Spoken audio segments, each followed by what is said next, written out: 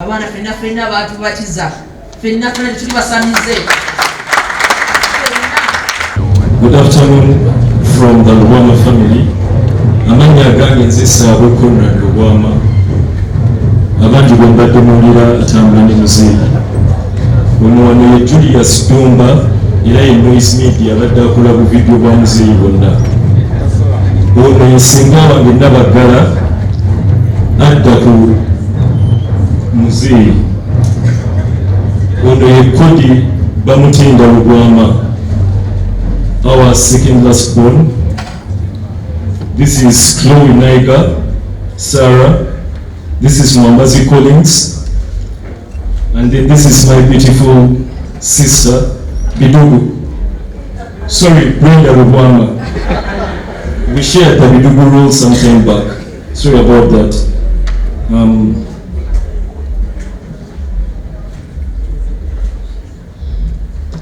Today, as we gather in this National Theatre, we celebrate the extraordinary life and legacy of our beloved father, Honorable Kato Lubwama.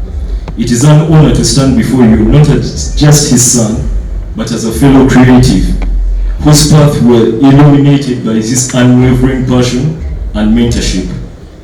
Our father loved his art, and art will forever love him. These words resonate deep within us, for our father's love for the arts was boundless. He poured his art and his soul into every production, every script, and every performance. His dedication and unwavering commitment inspired us all to be so strong, to carry on with moments which are difficult.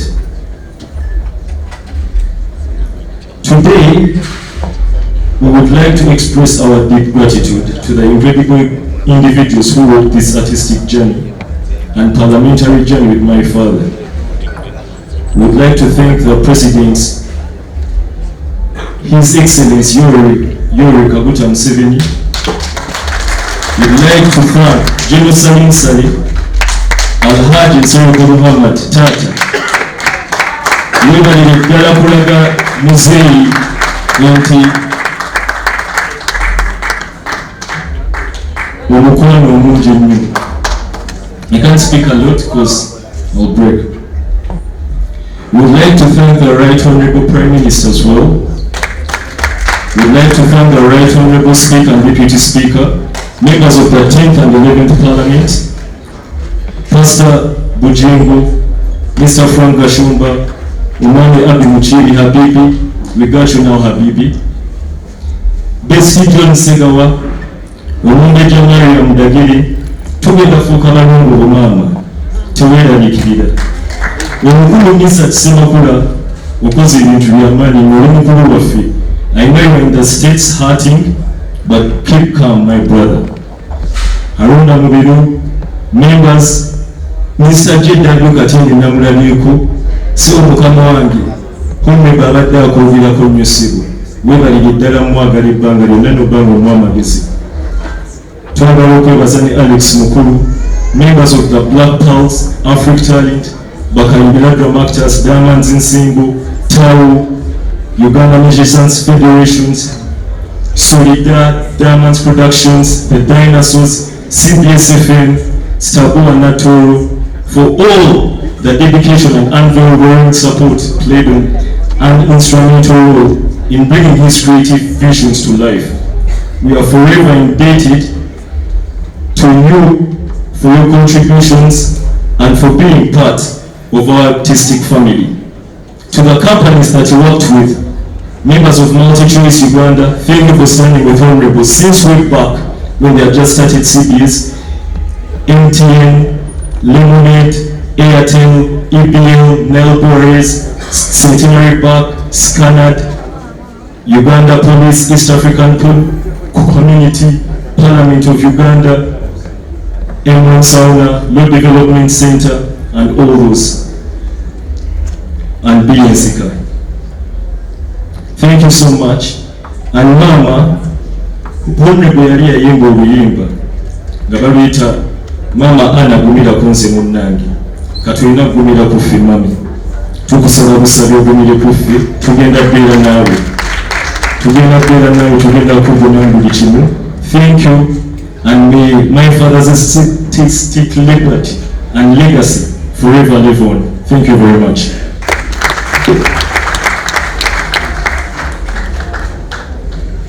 Muganda wanga yogedde, I think atogedde ffenna, so I'll just give a very short dedication. Where there is death, where there is life, there is death. It is a constant. Ashes to ashes, dust to dust, spirit to spirit. As we are all born, we acknowledge that we come from and we return to ashes. And just as the ashes return to the earth, nourishing the soil from which new life springs forth, his spirit too will find a place in the collective consciousness, forever woven into the tapestry of memories and experiences we've shared with him. His spirit will stay with us. Let us find solace in the knowledge that his spirit, his essence, continues to live on, untethered to the limitations of the physical body.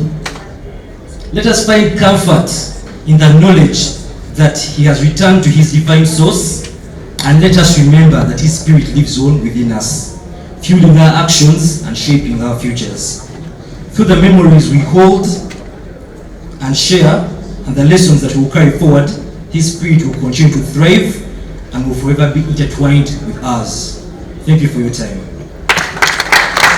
Right Honorable Speaker, Right Honorable Prime Minister mukama wange, abaana bano bonna bansabye ne bwe baatulako ekigambo kimu kuba bakwagala ate olunaku lwa kitaabwe kaboogere eddakiika emu emu ffe nga twogedde jangu.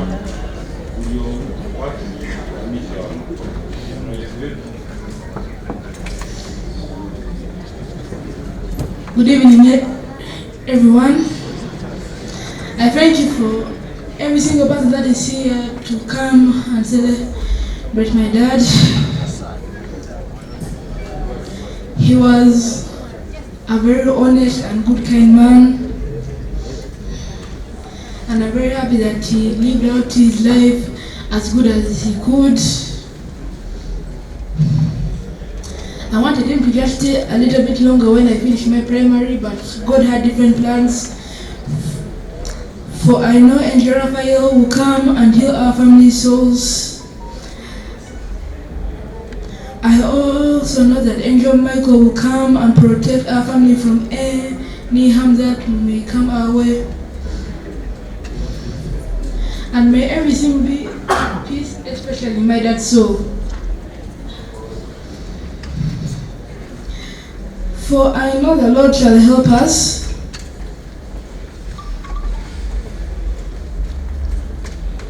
And I also want to continue out his legacy throughout our family generations. I want his legacy to live throughout generation after generation after generation after generation. It shall never end until the end of time. Not until when judgment day comes, the legacy shall still be living. Thank you very much for your time. Engalo za kodi Julius ono Honorable Kato yakutukira mu ngalo z'ono. Please.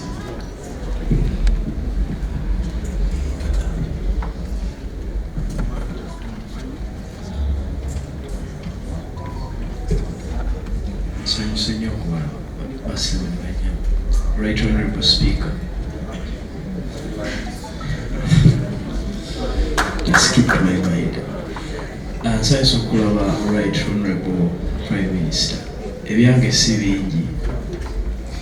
Ekisooka kuwa ffenga bwe tubadde tumuyita. Tubadde tutambulira ku principle emu.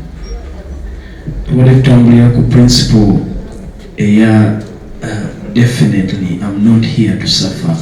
I'm here to enjoy life. Fenna era n'abantu abalala eyo abazze bamulaba ye obulamu bwe abadde abulivinga to the fullest. oba alina ssente oba talina. Twava wano ne tugenda ettaka Honorable Siso yakimanyi ne Haji Nsereko nga tulina miliyoni 5 zokka, naye twavaayo bingi. Nebaza mwena naddala Alhaji Spring, kwebaza na buli omu yenna.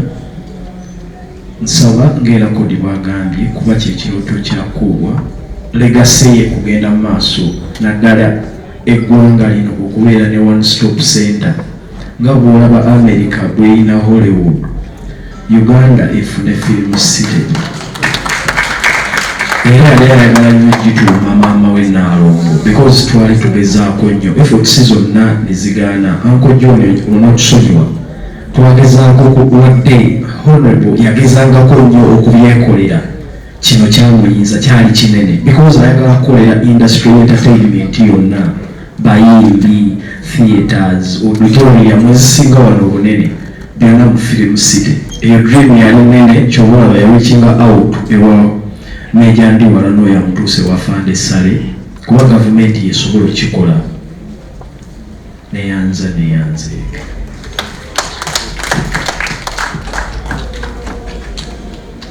Right Honorable Prime Minister, thank you for fixing time in your busy schedule to come and honor our father right here.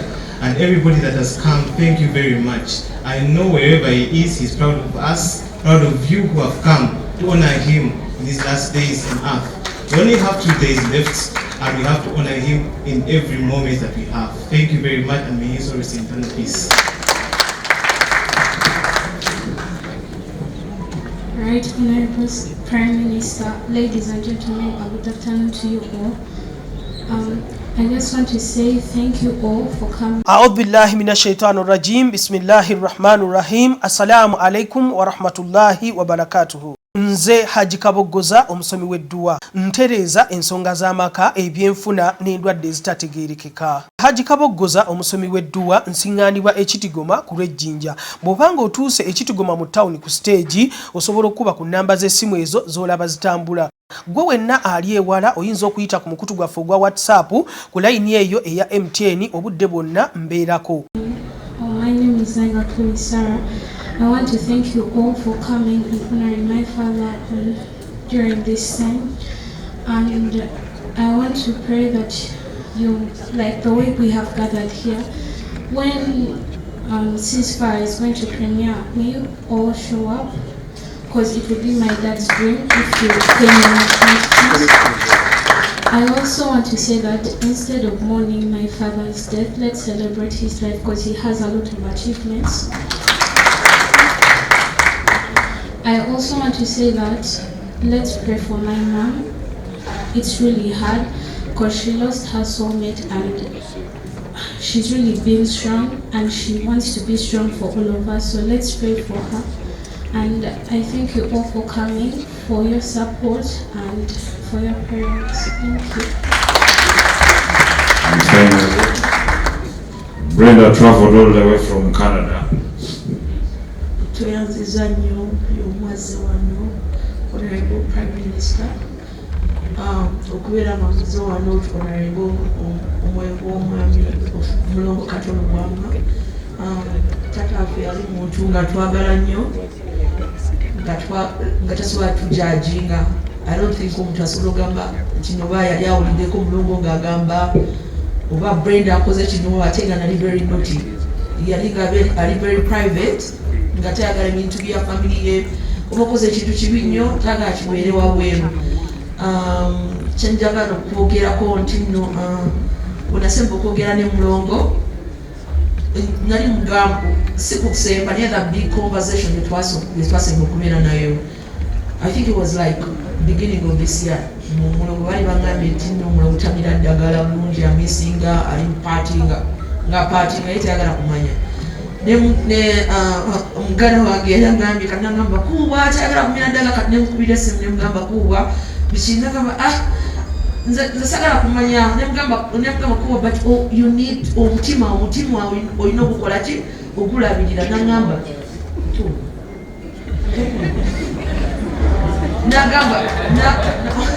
nagamba netubera nga twogera nagamba okimanyi nti no n'emyaka 5 mingi nnyo for me nagamba nti I'm not gonna make, I don't think yagamba senior na make 55 nagamba kuba ogenda nemugamba kuba ogenda kutuuka paka ku 66 nagamba nedda nze nina okwenjoyinga my life naye ekintu kyetwali twogerako ennyo omutima nagamba kati namubeerako nnyo namala nagamba naye omanyi ntyayo bwenanigamba kuwaddeyo inti yanga mbeera mugamba ono celebrity yakola omutima wala onomukyala bwenali nkolako eyo e Canada yastopinga twali ku chef n'omutima negustopinga 15 minutes natandika bdu kati nebatuga batubere ku simu nebakoma ngo ali dead like real dead nebakomawo nebatekako ebyuma nadde engulu nemunyumiza kuwa ngaali very scared nze nkimanyi kuba yali abeeranga scared ye muntu ali scared yali yetaganga encouragement only kati nemugamba naye ng'abeera akugambirawo nze eri ntyayo ate nga oba okimanyi nti nokuwa ne surgeries zonna yazikola nga ali awake yali atya okufa era ekyo kyannumye nnyo kubanga yafudde bwatyo naye ekirala kyenjagala okwogera mpulira wesa kyogera kijja kunnuma kuubwa abazadde be bamuzaala tubadde tukyogera buli abadde ankubira my friends bankubidde nga banyize kubanga we went to the same schools kuubwa bamuzaala nga bazadde be baali bafumbo bebamuzaala nga bazadde be baali bafumbo kuba bamubatiza bebamubatiza kuubwa nazaala abaana fenna batubatiza fenna tuli basamize nze namala emisomo gyonna bagana bibonabona bamala emisomo gyonna twalimala nga kuwa buli kimu atukolera pati nga atuyigiriza eddiini kubanga kuwa tetwamuza sijja kugamba tata wange yali aŋambyeko nti nogendako ewa mama fiina oba kola teyatuŋambako so kuwa yatuyisanga mu ddiini nga ku sande kuwa oba ogenda ku church nga agamba leeta empale yange ng'ogireeta ngagamba zino ze zange leero sigenda genda mu church kubanga nakoze ekiro kubanga yali akolanga weekend ng'otegeera ddali tagenze mu church lwakuba yakoze ekiro so kuwa era yali agendanga enamirembe ng'omumisula erubaga nga oba alinayo sategeera byali abeeranga naye nga twali most of the time bwenali ngoba nga ndine kuwa nga kuwa agenda erubaga kasimanyi kyakolayo naye I think gwali bulango naye newuunyiza nti abaami abo bagambye nti tebasobola kusabira mwoyo gwa mugenzi. It's very shameful hypocrisy. Hypocrisy, wachingamba nti no hypocrisy. Twasoma katekisimu.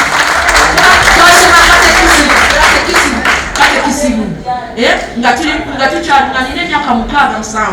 Twasoma katekisimu nga bagamba omuntu waba agenda kufa wakifuna amazzi ogasabire, you guys mukitegera, ogasabire omale omubatize.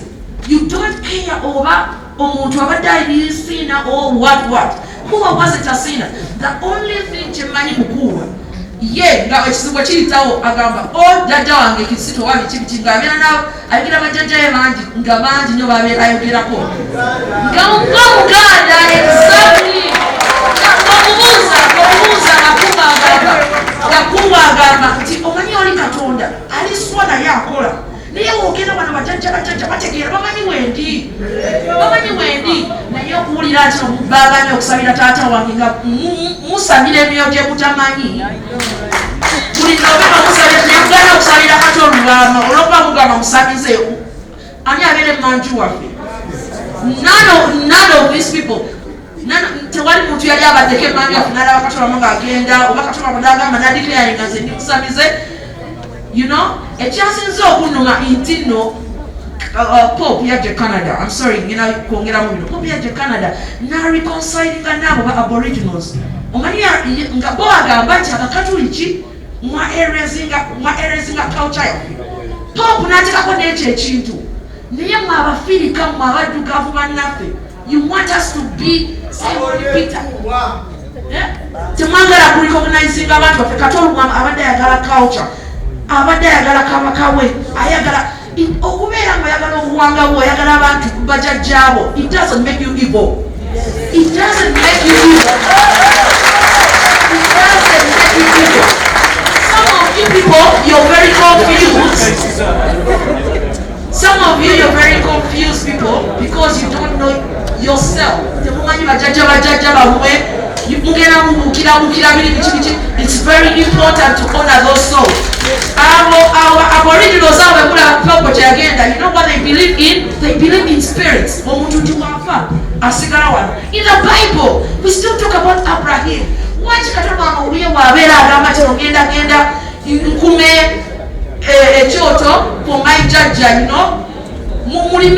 Why is it bad? We used to try to move and what your brand name into? Why? It's God. You know, making up realizing until it's not bad.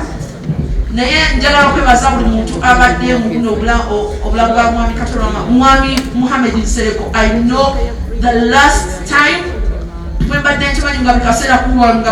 going to go to the boys. It's so funny. Who is that to you? For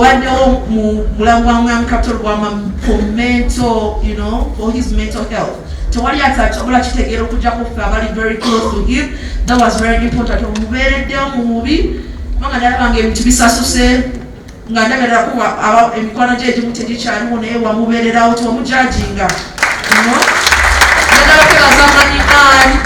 You know, mommy, and she has seen it all. I want to tell you, Kato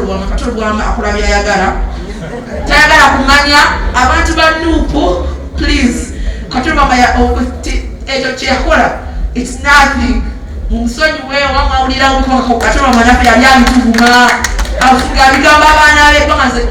He knew I was a progressive. I'm a progressive person.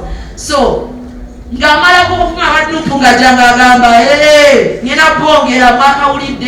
so tamunyiga Kato bati yali muntu bubi, yali muntu mulungi, najja kwebaza baganda bange. Kato yatulaga love, really loved us. So tweyongera okuuma erinnya lye mu maaso kubeera amata balungi. Senga wange ndabagala, I don't even know. Neyanziza nnyo okubeera ng'otwagala nnyo. Thank you so much.